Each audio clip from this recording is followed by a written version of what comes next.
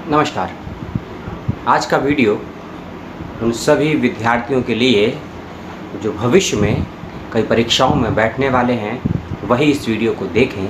जो परीक्षा देना चाहते हैं, जो परीक्षा देने की तैयारी कर रहे हैं, जो सरकार से सवाल करते हैं और जो परीक्षा से पहले से बहुत से परेशान हैं, और साथ साथ वह सभी विद्यार्थी जो दिल्ली विश्वविद्यालय की एंट्रेंस की परीक्षा देने वाले हैं, वह इस वीडियो को ज़रूर देखें। जेएनयू, इग्नू और साथ ही साथ एनटीए जितनी भी प्रवेश परीक्षाएं ले रहा है, जो भी ऐसे विद्यार्थी इस परीक्षा को देने वाले हैं, वह भी इस वीडियो को देखें और शेयर करें। नीट और जेईई जैसे एग्ज़ाम को देने वाले जो भी विद्यार्थी हैं, चाहे गर्ल्स हैं बॉयज़ हों, जिस किसी भी राज्य से हैं, जिस किसी भी भाषा से हैं, वह सभी इस वीडियो को देखें। और वीडियो यदि पूरा देखेंगे तो सूचनाएं आपको समझ में भी आएंगी और मेरी बातें कुछ तार्किक भी लगेंगी। यदि मेरी बातें समझ में आती हैं, तार्किक लगती हैं, तो वीडियो को शेयर करें और अपनी प्रतिक्रिया भी ज़रूर से ज़रूर दें। जैसा कि इसका मैं टाइटल या विषय दिया है वीडियो का या सूचना का, एग्ज़ाम, स्टूडेंट एंड सरकार। एग्ज़ाम, स्टूडेंट और सरकार यानी कि हमारी वर्तमान गवर्नेंस, इस विषयों को लेकर मैं करूंगा बात और सिलसिलेवार तरीके से करूंगा बात। इसीलिए यहाँ मैंने आपको बताया कि मैं किस विषय पर बात करने वाला हूँ और कौन इस वीडियो को देखें।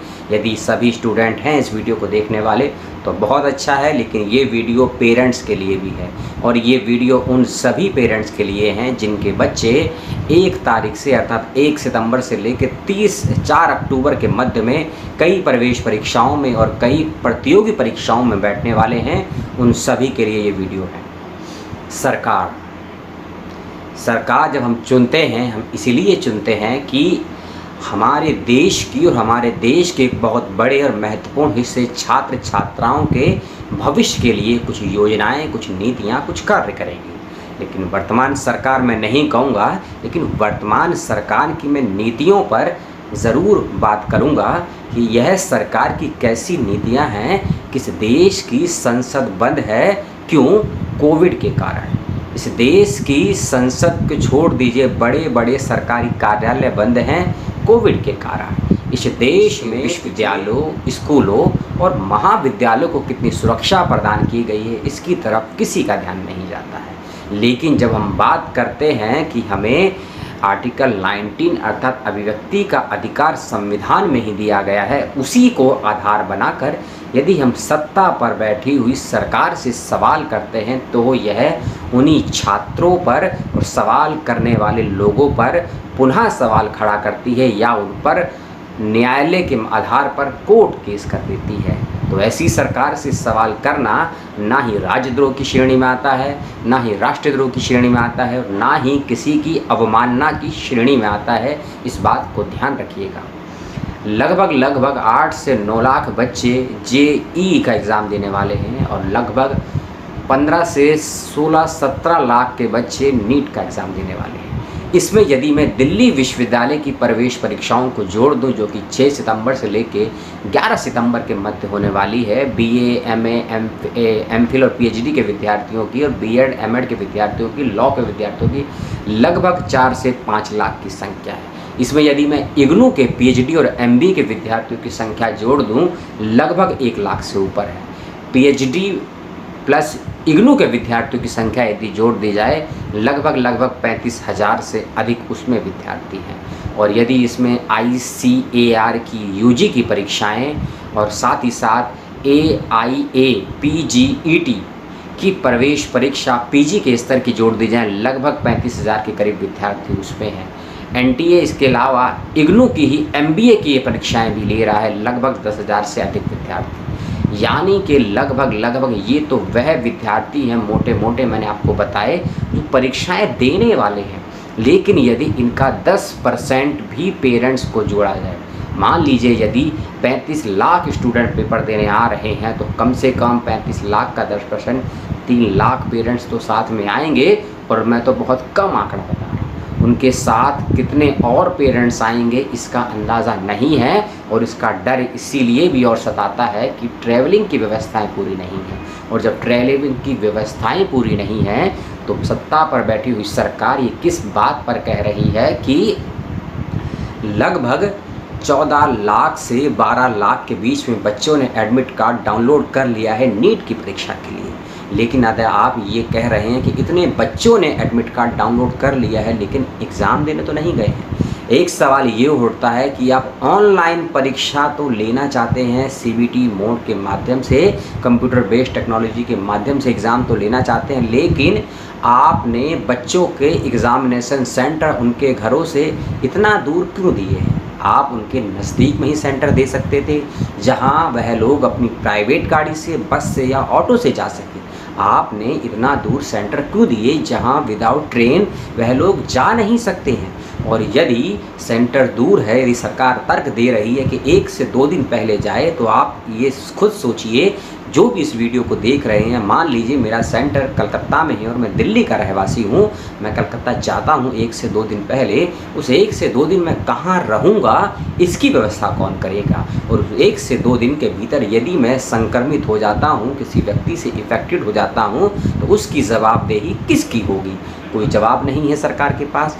और सरकार साथ ही साथ ये तो कह रही है कि हम एग्ज़ाम कराएंगे, एग्ज़ामिनेशन सेंटर पे सारी सुविधाएं प्राप्त हैं, लेकिन यदि इस एग्ज़ामिनेशन सेंटर पे सारी सुविधाएं प्राप्त हैं तो सरकार इस बात की गारंटी क्यों नहीं ले रही है कि यदि कोई बच्चा एग्ज़ामिनेशन के बाद या दौरान इफेक्टेड होता है तो उसकी इलाज का पूरा खर्च हमारी वर्तमान सत्ता केंद्र में बैठी हो या राज्य में बैठी हो वह उठाएगी। इस डर को आप निकाल दीजिए। यदि बच्चा इफेक्टेड होता है तो उसके इलाज का संपूर्ण खर्च उसी राज्य की और साथ साथ सेंट्रल मिनिस्ट्री भी उठाएगी। यह आप सांत्वना, यह विश्वास दीजिए छात्र छात्राओं को और उनके पेरेंट्स को। बच्चे कुछ कोशिश करके या एक कदम आगे ज़रूर बढ़ाएंगे एग्ज़ामिनेशन देने के लिए। मैं इस वीडियो में नीट और जी की प्रवेश परीक्षाओं की बात केवल नहीं कर रहा हूँ, जो परीक्षाएं होने वाली हैं 1 सितंबर से लेकर 4 अक्टूबर के मध्य में, मैं उन सभी की बातें कर रहा हूं। संख्या को छोड़ दीजिए, परीक्षाओं पर आइए कि परीक्षाओं से पहले सरकार ने खासकर नीट की परीक्षाओं को लेकर भी एक गाइडलाइंस जारी की है। उस गाइडलाइंस को मैं संपूर्ण तो नहीं बताऊंगा सारे बिंदुओं को, लेकिन कुछ बिंदुओं की बात मैं ज़रूर करूंगा। उसमें एक नियम ये कहता है कि स्टूडेंट एक एफिडेविट या एक लिखित में एक ऑर्डर दें या अपने हस्ताक्षर करें, प्रतिलिपित करें कि वह कोविड इफेक्टेड नहीं है, इस बात की वह गारंटी देते हैं। यह सरकार, क्या ये जिम्मेदारी सरकार की नहीं है कि ऐसे विद्यार्थियों का कोविड टेस्ट वह कराए और उसका खर्च भी सरकार उठाए? और यदि कोई विद्यार्थी कोविड टेस्ट कराता है तो उसकी रिपोर्ट आने में 2, 3, 4 या 7 दिन तक लगते हैं, तो तब तक बच्चा क्या वेट करेगा? अगला सवाल ये भी उठता है, यदि इन 7 दिनों के दौरान बच्चा डिप्रेशन में जाता है, उसका मेंटली स्ट्रेस बढ़ जाता है और कहीं ना कहीं वह सुसाइड तक भी यदि जाता है, तो उसकी जवाबदेही किसकी होगी? भी सरकार ऐसा ऑर्डर ऐसा बच्चे से लिखित में मांग रही है कि आप कोविड टेस्ट कराइए। एक सवाल और उठता है, मान लीजिए 1% की कोविड रिपोर्ट में बच्चा नेगेटिव आता है, तब क्या उस परिस्थिति में हमारी सरकार या नीट जे जो भी एग्ज़ाम होने वाले हैं, एमफिल के, डीयू के, पीएचडी के, जेएनयू के, इग्नू के, तो क्या पॉजिटिव विद्यार्थियों को वह लोग परीक्षाओं में बैठने देंगे या नहीं बैठने देंगे? इस बात की कहीं कोई चर्चा नहीं है, इस बात को भी समझिए। और एक चीज़, एग्ज़ामिनेशन सेंटर पे आप भी गए होंगे 10 बार, मैं भी गया हूँ 10 बार। जब एग्ज़ामिनेशन केंद्र पर पहुँचते हैं तो चीज़ का ध्यान रखिएगा, जब वहाँ लिस्ट लगती है कि किस कक्ष में आपका सीटिंग प्लान की लिस्ट लगती है, आपका रोल नंबर किस कमरे में है, वहाँ उस छोटे से 5 से 7 फीट के बोर्ड पर 3-4 A4 साइज के पेज लगा दिए जाते हैं, लिस्ट लगा देते हैं। उसमें अपना रोल नंबर खोजिए आप, और जब अपना रोल नंबर खोजते हैं तब क्या वहाँ फिज़िकल डिस्टेंसिंग काम आएगी? तब क्या वहाँ फिज़िकल डिस्टेंसिंग को कोई फॉलो करेगा? क्योंकि एनटीए ये भी कहता है कि एग्ज़ामिनेशन सेंटर पर आपको 30 मिनट से लेकर 45 मिनट पहले पहुंचना है। और आप कल्पना कीजिए, जिन प्रवेश केंद्रों की दूरी आपके घर से 500, 1000, 1300 किलोमीटर, क्योंकि मेरी ही प्रवेश परीक्षा का जो केंद्र है लगभग दिल्ली से 1200 किलोमीटर है। अब बताइए, 1200 किलोमीटर मुझे जाना है और दिल्ली से रेल यात्रा अभी सुचारू रूप से या नॉर्मल नहीं हुई है, तो मैं कैसे जाऊंगा? और यदि चला भी जाता हूं और आ भी जाता हूं लगभग 3,000 का मुझे किराया देना पड़ेगा, प्लस मेंटली दबाव होगा। और यदि मैं 1 घंटा पहले नहीं पहुंचता हूं, मान लीजिए मेरी ट्रेन लेट हो जाती है, मौसम बहुत ख़राब है, तब मुझे क्या उस प्रवेश केंद्र पर एंट्री मिलेगी या नहीं मिलेगी, इसको लेकर भी गाइडलाइंस में कोई भी सवाल जवाब नहीं है। एग्ज़ाम तो आप लीजिए, बहुत अच्छी बात है, और विद्यार्थी भी परीक्षाएं देना चाहते हैं, लेकिन यातायात के संसाधन, स्वास्थ्य की सुविधाएं और सुरक्षा की क्या क्या नीति नियम हैं, आपके पास सुविधाएं हैं, उसकी गारंटी आप विद्यार्थियों और उनके पेरेंट्स को क्यों नहीं दे रहे हैं? यदि आप ये तीनों चीज़, खासकर यातायात, सुरक्षा और स्वास्थ्य, याद रखिए ये तीनों चीज़ यदि आप स्टूडेंट्स और पेरेंट्स को देने का 100% वादा सरकार, चाहे केंद्र की हो या राज्य की हो, वह करती है, तो प्रत्येक विद्यार्थी जो परीक्षा देना चाहता है वे पूरे आत्मविश्वास के साथ परीक्षा केंद्र पर पहुंचेगा और सफलता असफलता दोनों ही प्राप्त करेगा। इस बात को भी याद रखिए। और सरकार तब वाहवाही लूटे कि हाँ, हमने बच्चों को सुरक्षित यातायात दिया, हमने बच्चों को सुरक्षित स्वास्थ्य सेवाएं दी, हमने बच्चों को सुरक्षा प्रदान की, और हमने बच्चों के ऊपर किसी भी प्रकार का मानसिक दबाव नहीं होने दिया। इस प्रकार के सवाल जवाब करें और सरकार बच्चों को अपने आत्मविश्वास में ले। यानी कि जो बहुत से सैकड़ों, लगभग 50 से 70 ईमेल आए हैं मेरे पास जब मैं इस विषय पर वीडियो बना रहा हूँ, लेकिन मेरा 1% भी मन नहीं था इस विषय पर वीडियो बना, क्योंकि मैंने सोचा कि एक बार नहीं कई बार तो रिस्क ले ही चुका हूँ अपनी बातों से, अपनी वाणी से, एक बार और सही, जो परिणाम होगा देखा जाएगा, क्योंकि आप छात्र मेरे साथ हैं। अब छात्रों की बात छात्रों के माध्यम से मैं कर रहा हूँ। तो जब हम सरकार की बात करते हैं, सरकार छात्रों पर लाठी चार्ज भी करती है, चाहे वे किसी भी पार्टी के कार्यकर्ता उसमें शामिल हो। और चार्ज इसीलिए करती है कि बच्चे मांग क्यों कर रहे हैं कि उनकी परीक्षाएं रद्द की जाएं। जब इस देश में मध्य प्रदेश और राजस्थान में नंगा नाच चल रहा था राजनीति का, और कुछ समय के लिए बिहार में भी चला, तब इस देश में किसी को कोविड का खतरा नज़र नहीं आया।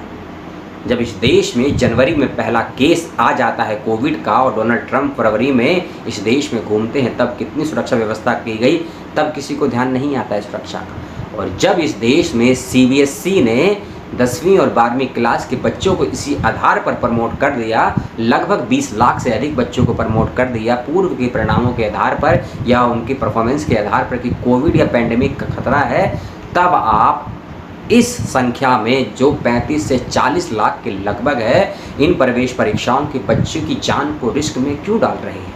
यदि आप ये कहते हैं कि 30 सितंबर तक हम ले लेंगे परीक्षाएं, तो ये कोई फैसला नहीं है आपका, यह है आपका एक तानाशाही, एक हिटलरी और एक फासिस्ट फैसला है। तानाशाही, हिटलरी और फासिस्ट फैसला है, मेरे कड़े शब्द हैं। और आलोचना करना यदि देशद्रोह की कैटेगरी में आता है तो मुझ पर लगा दीजिए 124 या 153, जो आपको लगाना है। अपनी बात को कहना मुझे आपका और हमारा इस संविधान आर्टिकल 19 देता है, और अपनी बात को इस हद तक कहना की आज़ादी देता है जिससे मेरे अधिकार सुरक्षित रहें और मैं अपनी आलोचना रूपी कर्तव्य का पालन करूं। यदि मैं अपनी आलोचना रूपी कर्तव्य का पालन नहीं करता हूं तो मुझ पर ज़रूर कोई भी केस लगाइए, कोई भी धारा लगाइए, लेकिन छात्रों के हित को ध्यान में रखिए। क्योंकि यदि छात्रों ने ये फैसला कर लिया कि हम वोट नहीं देंगे आगामी चुनावों में, तब सरकारें और सत्ताएं क्या करेंगी? क्योंकि अब JNU, जामिया, वर्धा, हैदराबाद, जादवपुर, BHU और दिल्ली विश्वविद्यालय संस्थान इसीलिए सामने नहीं आने वाले हैं और ना ही आएंगे, क्योंकि जब इन विश्वविद्यालयों के छात्र छात्राओं पर वर्तमान सत्ताएं लाठी चार्ज करती है, सेडिशन का चार्ज लगाती है और ना जाने कैसे कैसे शब्दों से संबोधित कर देती है, और जब विश्वविद्यालयों में टैंक लगा देती है राष्ट्रवाद के नाम पर, तब उनके समर्थन में किसी भी राजनीतिक पार्टी का मुंह नहीं खुलता है। बड़े बड़े IIT हों, बड़े बड़े NIT हों, बड़े बड़े पॉलिटेक्निक संस्थान हो, कोई नहीं उतरता है। इसीलिए आपने यह भी देखा होगा अपने पिछले 1.5 से 2 महीने में ये बड़े बड़े संस्थान अब नहीं सामने आ रहे हैं, क्योंकि वे जान चुके हैं कि उनके मुद्दे नहीं होते हैं, देश के मुद्दे होते हैं, और उनके साथ गिने चुने संस्थान के बच्चे आते हैं। तो अब इस मेरे वीडियो के माध्यम से एक मेरा यह भी संदेश है उन सभी विद्यार्थियों, शोधार्थियों, शिक्षकों और माता पिताओं पर जो ये आरोप लगाते रहते हैं कुछ गिनी चुनी यूनिवर्सिटियों पर कि यहाँ नक्सलवादी पैदा होते हैं या आतंकवादी, माओवादी पैदा होते हैं। आप जान गए होंगे मैं किन विश्वविद्यालयों की बात कर रहा हूँ, और सरकार भी इन विश्वविद्यालयों पर नए नए टैग लगाती है। लेकिन अफसोस समझिए, वही सरकार इस देश के ऐसे ही विश्वविद्यालयों को फर्स्ट रैंकिंग देती है, सेकंड रैंकिंग देती है। यूपीएससी में 30 से 35 टॉपर निकलते हैं उसी यूनिवर्सिटी से। तो समझिए यूनिवर्सिटी में पढ़ने वाले छात्र छात्राओं का काम केवल तोतों की तरह रटना नहीं होता है, केवल अपने शिक्षकों शोध निर्देशकों के तलवे चाटना नहीं होता है। शिक्षार्थी विद्यार्थी का काम होता है सत्ता की अगर नीति संविधान के संगत है, समाज के लिए सकारात्मक है, तो उस नीति का सम्मान करे। यदि मौजूद सत्ता हो या कोई भी सत्ता हो, उसकी नीति यदि संविधान के इतर है, समाज को नुकसान देने वाली है, तो उस नीति के विरुद्ध इस देश के छात्र छात्राओं को खड़ा भी होना पड़ेगा।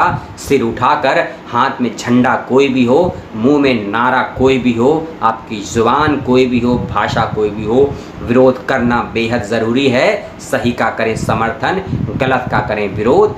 आज आपकी परीक्षाओं की बारी है, तो आपको लगता है कि आपको आप जैसे छात्रों को और विद्यार्थियों का समर्थन चाहिए। कभी आपने ये सोचा कि इस देश में कितने राज्य विश्वविद्यालय हैं और कितने माध्यमिक और उच्च माध्यमिक स्कूलों की हालात क्या हैं? क्या उनकी समस्याओं पर कभी कहना नहीं चाहिए, लेकिन आरोप ही और मैं लगा रहा हूँ। कभी नीट, जेई जैसे इन संस्थानों के विद्यार्थियों ने कोई पहल की? शायद नहीं की। और यदि मैं गलत हूँ तो मुझे डेटा के साथ कमेंट बॉक्स में ज़रूर बताइएगा, और मैं अपने आप में सुधार करने को राज़ी हूँ। और मैं आप पर कोई क्लेम, कोई दोषारोपण नहीं करूँगा, क्योंकि दोष क्षम्य होते हैं। सरकार से सवाल ज़रूर करिए कि जो आपने गाइडलाइंस दी हैं उसमें विद्यार्थी यह साइन करके क्यों दें कि वह कोविड पॉजिटिव नहीं है, और यदि कोविड पॉजिटिव हुआ तब क्या सरकार उसको परीक्षाएं देने देगी? और सरकार से ये भी सवाल करें कि आपने हमारे परीक्षा केंद्रों को इतना दूर क्यों रखा है कि हमें जाने में ही 10 से लेकर 30 से 30 घंटे लगेंगे, और डायरेक्ट सुविधाएं नहीं हैं जाने की, ना ही डायरेक्ट बस मिलती हैं, ना ही डायरेक्ट ट्रेन मिलती हैं, ना ही आपके माता पिता पर इतना पैसा है कि प्राइवेट जेट करके आप एग्ज़ाम सेंटर पर पहुँचें। सरकार से ये भी सवाल करिए कि आपके स्वास्थ्य की, चिकित्सा की गारंटी क्या सत्ताएँ लेंगी? सरकार से ये भी सवाल करिए कि यदि बहनें, यदि आपकी बेटियां, यदि आपकी माताएं, क्योंकि बहुत से मैरिड वुमेन्स के मेल मेरे पास आए और खासकर मैसेजेस आए मेरे फेसबुक पर, पर्सनल नंबर पर। मैं बहुत परेशान हूं कि उनके बच्चे हैं 6-6, 7-7 महीने के, वो पंजाब से हरियाणा तो जा सकती हैं, लेकिन पंजाब से पौंडीचेरी कैसे जाएंगे? सोचिए। ऐसे ऐसे विद्यार्थियों के मेल आए कि उन्होंने थर्ड ऑप्शन के रूप में पंजाब वाले ने पौंडीचेरी दिया, उनको पौंडीचेरी दिया। आपने पहली प्रायोरिटी और सेकंड प्रायोरिटी के सेंटर को क्यों नहीं दिया? यानी कि सत्ताएं ये तय करेंगी कि कितने राज्य के कितने विद्यार्थी परीक्षाएं देंगे, ये सत्ताएं तय करेंगी। और जब आप ये कहते हैं कि अब शिक्षा में परीक्षाओं की जिम्मेदारी हम नहीं ले सकते हैं, हम शिक्षा में परीक्षाओं की जिम्मेदारी नहीं ले सकते हैं, जब सरकार, और वर्तमान सरकार में नहीं कहूँगा, जब सरकारी नीतियाँ ऐसी सोच और ऐसी दृष्टि रखती है, तब सवाल खड़ा होता है कि शिक्षा आज मौलिक अधिकार है भी या नहीं है।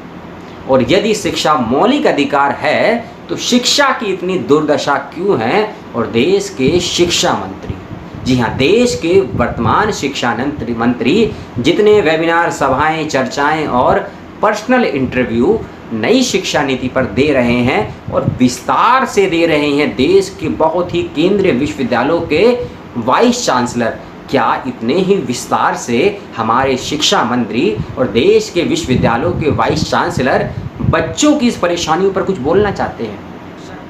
करें, विद्यार्थी सवाल करें, उनके माता पिता सवाल करें, जिनकी परीक्षाएं होने वाली है वह भी सवाल करें, जो अपने अगले सेमेस्टर या अगले ईयर में जा चुके हैं वह भी सवाल करें, और वह सभी ऐसे लोग सवाल करें जो दूसरों के सवालों की आलोचनाएं करते हैं, दूसरों के सवालों को सही या गलत करते हैं। इस वीडियो में जितनी भी मेरी क्षमताएं थी, जितना मेरा ज्ञान था, मैं कोई न्यूज़ रिपोर्टर नहीं हूं, कोई लॉयर नहीं हूँ, कोई बड़ा यूट्यूबर नहीं हूँ, आप ही की तरह एक छोटा सा विद्यार्थी और शोधार्थी हूँ। क्योंकि मेरी भी परेशानी है, मैं कैसे अपने 1200 किलोमीटर दूर सेंटर पर पहुँचूँगा जब दिल्ली में नॉर्मल अवस्था नहीं है ट्रेन की और मेरी आर्थिक स्थिति बहुत ज़्यादा ख़राब है। जो लोग मुझे निजी रूप से जानते हैं वह मेरे विषय में भी जानते होंगे कि मेरी स्थिति कैसी है और मेरे से भी बदतर हालात में इस देश के लोग हैं। मैं बिहार की बाढ़ की बात नहीं करूँगा, आसाम की भी बाढ़ की बात नहीं, क्योंकि बाढ़ तो आपको और मुझको दिखती है। उन एसी कमरों में बैठी हुई सत्ताओं को कहाँ दिखती है कि जिन बाढ़ में लोगों के परिवार के लोग तक बह गए, वहाँ पुस्तकें कहाँ बची होंगी, वहाँ बच्चों के एडमिट कार्ड कहाँ बचे होंगे, बच्चों के आइडेंटिटी कार्ड कहाँ बचे होंगे और वह बच्चे मानसिक रूप से कितने त्रस्त होंगे। उस त्रस्त की अवस्था में आपने कहा उन बच्चों से कि परीक्षाएं देने जाइए 500 से 1000 किलोमीटर दूरी में। और उसी बिहार की यदि बात करूं, लगभग 30,000 बच्चे हैं नीट के।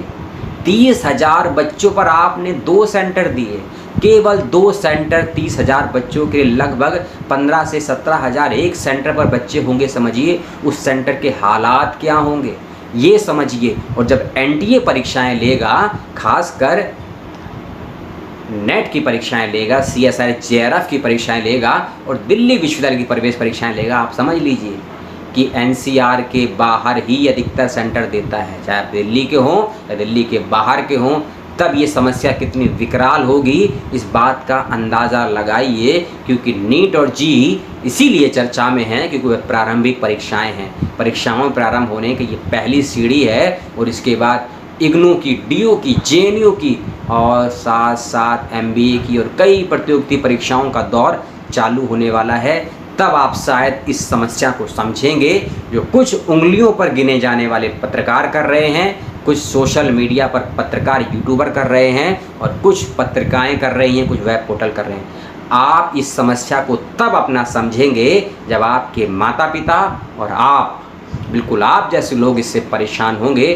तब आपको लगेगा, तब आपको रहा ये ना समझे कि आग उसके घर में लगी है, ये जंगल की आग है, कभी ना कभी सही या आपके सोने की अवस्था में से आपके घर तक भी पहुंचेगी।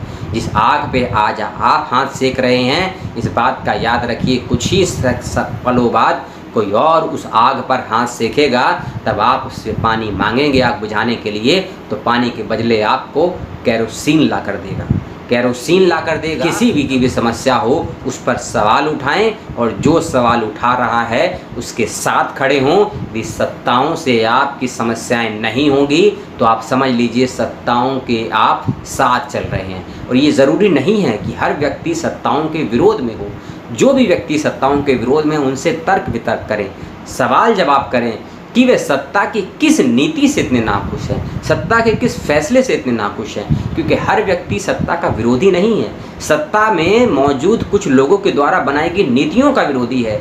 वही नीति एग्ज़ाम, स्टूडेंट और इस सरकार के पक्ष में हैं और नहीं हैं। उसी विषय को लेकर मैंने ये छोटी सी चर्चा आपसे की। अपने सवाल, आपके कमेंट, आपकी टिप्पणी जो भी हो मुझे करें और इस वीडियो को शेयर तभी करें जब आपको लगता है कि मैंने आपकी बात उठाई है। क्योंकि मेडिकल से लेकर स्वास्थ्य, यातायात, मानसिक दबाव, सरकार से सवाल, पैसों का खर्च आने जाने का, आपके परिवार की और आपकी मानसिक स्थिति जब तक मजबूत, तो मैं नहीं कहूँगा संतुलित नहीं होगी, तब तक आप परीक्षा के लिए अपने घर से एक कदम भी नहीं निकाल पाएंगे और एक मिनट भी सोच नहीं पाएंगे। बेशक आपने एडमिट कार्ड चाहे डाउनलोड कर लिया हो, आपने अपनी टिकट बेशक करा ली हो, घर से आप शायद तब तक नहीं निकलेंगे तब तक आपको ये भरोसा ना हो जाए कि परीक्षा देकर मैं सही तरीके से अपने घर पर नहीं पहुंच जाता हूं। और ये चिंता आपके माता पिता को भी होगी। इस बात को ध्यान में रखते हुए अपने बातों को ईमेल के माध्यम के, व्हाट्सएप के माध्यम के, ट्विटर के माध्यम से, ब्लॉग के माध्यम से, या यदि आपका यूट्यूब चैनल है किसी भी माध्यम से अपनी बातों को सरकार तक डायरेक्ट पहुंचाइए। सरकार तक डायरेक्ट पहुंचाइए। और सरकार का मतलब है इस देश का प्राइम मिनिस्टर, इस देश का होम मिनिस्टर, इस देश का शिक्षा मंत्री और इस देश का कहीं ना कहीं वह पूरा कैबिनेट जो इस देश को चलाता है। डायरेक्ट उनकी ईमेल आईडी पर जाइए, डायरेक्ट वेबसाइट पर जाइए, डायरेक्ट सवाल करिए। क्योंकि इतनी भी अंधी गूंगी बहरी नहीं है वर्तमान सरकार कि आपको बातों को ना सुने। इस बात का भी ध्यान रखिए। और अंत में एक चीज़ और इस देश के 12 से 14 मुख्यमंत्री ये घोषित कर चुके हैं कि किसी भी हाल में वह परीक्षाएं करवाने की स्थिति में नहीं है। इस चीज़ को समझिए। दिल्ली हो, उड़ीसा हो, बिहार हो, या बिहार छोड़ दीजिए, महाराष्ट्र हो, किसी भी स्थिति में नहीं है कि वह परीक्षाएं करवा सकें। नीट हो, जी हो, डी हो, जेएनयू हो, इग्नू हो, या किसी भी प्रकार की परीक्षाएं हों, जब इस देश के इतने बड़े लोग समर्थन में नहीं है इसके, तब जिन लोगों ने एडमिट कार्ड डाउनलोड किया है उन लोगों से सवाल है कि वे किस बिहाव पर परीक्षाएं देने के लिए तैयार हैं। वे लोग भी यदि मेरा वीडियो देख रहे हैं वह भी कमेंट में ज़रूर अपनी प्रतिक्रिया लिखें। जो मेरे साथ हैं वह भी प्रतिक्रिया लिखें, जो मेरे अगेंस्ट हैं वह ज़रूर अपनी प्रतिक्रिया लगें, और मैं सभी का जवाब देने का पूरा प्रयास करूंगा। इस लंबे वीडियो को आपने देखा और कितना पसंद किया, नापसंद किया, वह आपका मुझे रिएक्शन बताएगा। मिलता हूं किसी और विषय में आपके साथ। कर रहा हूं अपने सवाल, अपने जवाब और उसका भेजते रहिए। अपना का ख्याल रखिए। लेता हूँ आपसे विदा। जय हिंद, जय भारत, खुदा हाफिज़, सलाम।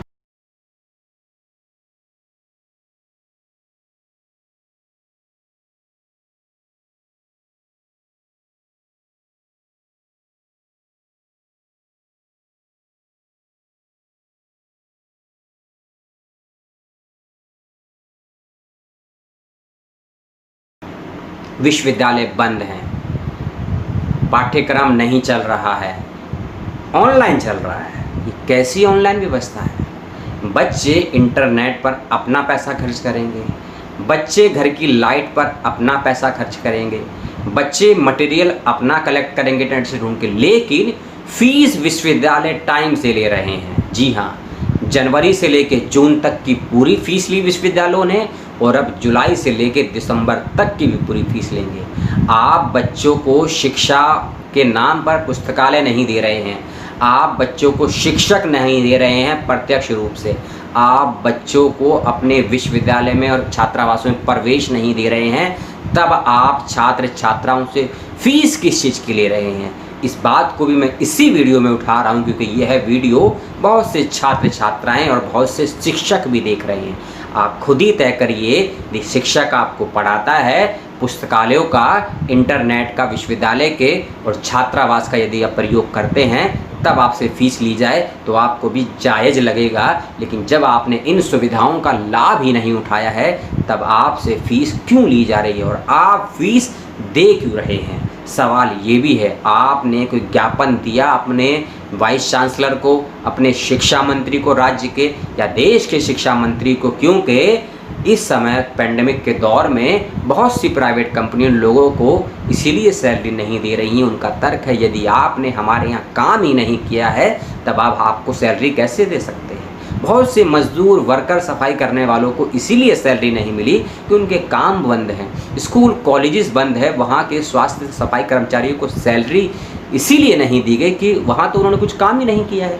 जब उनकी सैलरी रोकी गई, चाहे केंद्र के हों, प्राइवेट हों, राज्य के हों, तब विश्वविद्यालयों के छात्रों की फीस क्यों ली जा रही है जब उनको पढ़ाया नहीं जा रहा है? इस बात को भी गंभीरता से समझें और सरकार से सवाल करना कि राष्ट्रद्रोह, राज्यद्रोह, अपमानना और या फिर अनैतिकता या फिर कहें बड़बोलापन आता है तो सभी अपराध आप लोग करें, स्वीकार करें और बार बार करें इन अपराधों को और सवाल करें। क्योंकि या घुटने टेक दीजिए या फिर पैरों पर खड़े हो जाइए और अपने साथ सैकड़ों की भीड़ लेकर चलिए और कदम से कदम ताल मिलाकर। क्योंकि प्रेमचंद ने कहा था किसी अपने वक्तव्य में, जो संस्थान या शिक्षण संस्थान अपने विद्यार्थियों में प्रतिरोध का, विरोध का, सत्ता की गलत नीतियों के विरुद्ध आवाज़ उठाने का धैर्य, साहस, हिम्मत, तार्किकता पैदा नहीं कर सकते हैं, ऐसे शिक्षण संस्थान नहीं बल्कि कब्रिस्तान है। यदि प्रेमचंद को पढ़ते हैं, प्रेमचंद को मानते हैं, तो इस बात को याद रखिए। और मदन मोहन मालवीय की बात से मैं अंत करूंगा, गांधी को कोट करते हुए। मालवीय जी ने भी कहा था और राजेंद्र प्रसाद और गांधी जी की मौजूदगी में 1921 में ये भी कहा था, यदि सत्ताएं, जी हाँ, यदि सत्ताएं शिक्षा को अपने अनुसार और विद्यार्थियों को अपने लिए प्रयोग करती हैं तो ऐसी सत्ताओं को भी जड़ से उखाड़कर फेंक देना चाहिए। और गांधी ने कहा था, किसने कहा था? उस महात्मा रूपी बापू ने कहा था, जिसे गोलियां भी हम ही ने मारी और सम्मान और अपमान भी हम ही ने दिया, कि जो सत्ताएं, जी हाँ, जो सत्ताएं शिक्षा जैसी बेसिक चीज़ देना अपना अपमान समझती हैं, सुनिए शब्दों को, कि जो सत्ताएं शिक्षा जैसी बेसिक या प्राथमिक चीज़ों को देना अपमान समझती हैं, उनका व्यापार करती हैं और शिक्षार्थियों में भेदभाव पैदा करती हैं, ऐसी शिक्षा नहीं, ऐसी सत्ताओं का बहिष्कार कर देना चाहिए।